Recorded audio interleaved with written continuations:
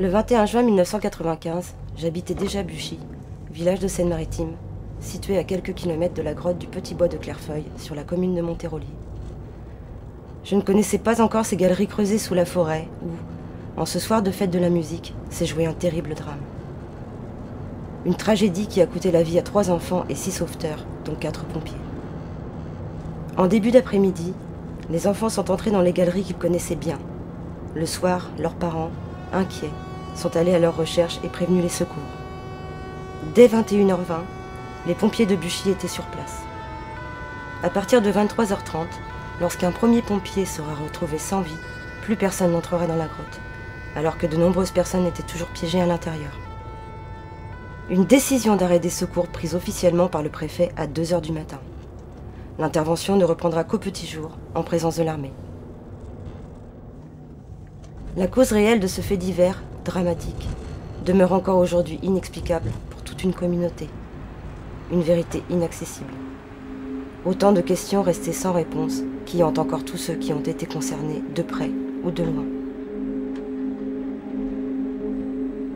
Un non-lieu comme seule réponse. Un sentiment amer, marqué du sceau de l'injustice pour les familles des victimes.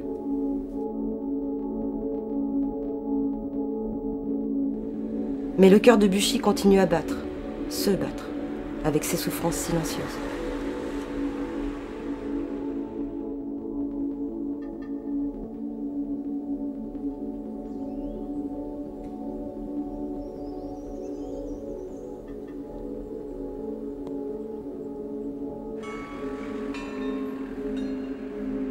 C'est surtout à cause du combat des familles des victimes pour la vérité, un combat brisé par un classement rapide de l'affaire, que le besoin de réaliser ce film s'est imposé, presque naturellement. Alors, enquête, contre-enquête, plutôt une quête en fait. Sans doute aussi pour tenter d'apaiser un peu la population de Buchy et de ses environs, car elle a bien du mal à vivre avec ces fantômes silencieux. Une unique expression s'était figée sur les visages aux abords de l'église de Buchy, celle de la tristesse. La peine de tout un village, de tout un canton, aujourd'hui rideaux et commerces fermés, les habitants sont en deuil. Et aujourd'hui, Buchy, c'est une ville morte. C'est une ville morte. Les premières conclusions de l'enquête confirmaient la mort des 9 personnes jeudi dernier par inhalation de monoxyde de carbone et manque d'oxygène. Les 3 enfants avaient tout simplement allumé un feu dans la grotte.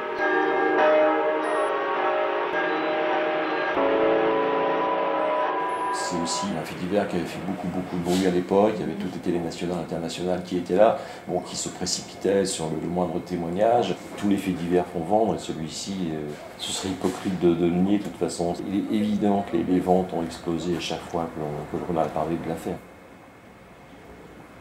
C'est dur à dire, mais ça reste de bons souvenirs, quoi. C'est vrai qu'il y avait une vraie émulation quand même, parce qu'encore une fois, on savait que c'était porteur, quoi.